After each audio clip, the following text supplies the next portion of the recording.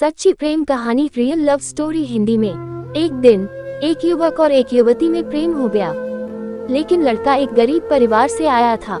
इस बात से लड़की के माता पिता भी खुश नहीं थे। इसलिए युवक ने फैसला किया कि वह न केवल लड़की को अपनी पत्नी स्वीकार करेगा, बल्कि उसके माता पिता को भी समझाकर अपने माता पिता की तरह स्वीकार करेगा। समय के साथ माता पिता ने देखा कि वह एक अच्छा आदमी था और उनकी बेटी के लिए सभी तरह से योग्य था। लेकिन एक और समस्या थी, वह आदमी एक सैनिक था। जल्द ही युद्ध छिड़ गया और उसे 1 साल के लिए विदेश भेजा जा रहा था। उसके जाने से 1 सप्ताह पहले आदमी ने अपने घुटने के बल बैठकर अपनी प्रेमिका से पूछा, मुझसे शादी करोगी? प्रेमिका की आंखों में खुशी के आंसू आ गए। उसने अपने आंसू पोंछे और कहा हाँ, और वे एक दूसरे के गले लग गए। वे इस बात पर सहमत हुए कि जब वह 1 साल में वापस आएगा तो वे शादी कर लेंगे। लेकिन एक बड़ी त्रासदी हुई। उसके जाने के कुछ दिनों बाद लड़की का एक बड़ा एक्सीडेंट हो गया। ये एक्सीडेंट गाड़ियों की आमने सामने की टक्कर थी। जब वह अस्पताल में जागी तो उसने अपने माता पिता को रोते हुए देखा। तुरंत वह जान गई कि कुछ गड़बड़ है।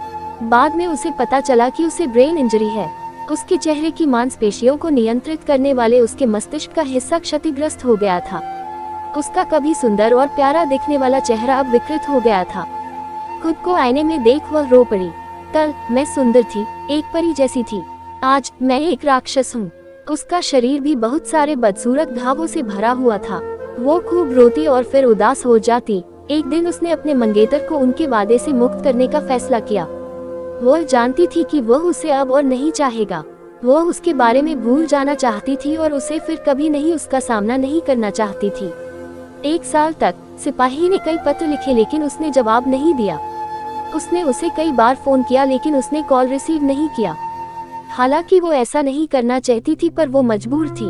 1 साल बीत गया। एक दिन अचानक माँ उसके कमरे में चली गई और उसे बताया कि वह युद्ध से वापस आ गया है। लड़की चिल्लाई, नहीं, कृपया उसे मेरे बारे में मत बताए। उसे मत बताना कि मैं यहाँ हूँ। माँ ने कहा, उसकी शादी हो रही है और उसने तुम्हें अपनी शादी का निमंत्रण भेजा है। लड़की का दिल बैठ गया। वह जानती थी कि वह अब भी उससे प्यार करती है, लेकिन उसे अब उसे भूलना होगा। बड़े दुख के साथ उसने शादी का निमंत्रण खोला और फिर उसने उस पर अपना नाम देखा। उसे कुछ भी समझ नहीं आ रहा था। उलझन में उसने पूछा, यह क्या है? तभी युवक फूलों का गुलदस्ता लेकर उसके कमरे में दाखिल हुआ। वह उसके पास घुटने टेककर बैठ गया और पूछा, क्या तुम मुझसे शादी करोगी? लड़की ने अपना चेहरा अपने हाथों से ढांक लिया और कहा, मैं बदसूरत हूँ, तुम अगर ठीक से मुझे देखोगे तो तब तुम्हें सच्चाई पता चलेगी। और उसने अपने चेहरे से हाथ हटा दिया। उस युवक ने कहा, तुम्हारी अनुमति के बिना तुम्हारी माँ ने मुझे तुम्हारी तस्वीरें भेजी। जब मैंने वो तस्वीरें देखी तो मुझे एहसास हुआ कि कुछ भी नहीं बदला है।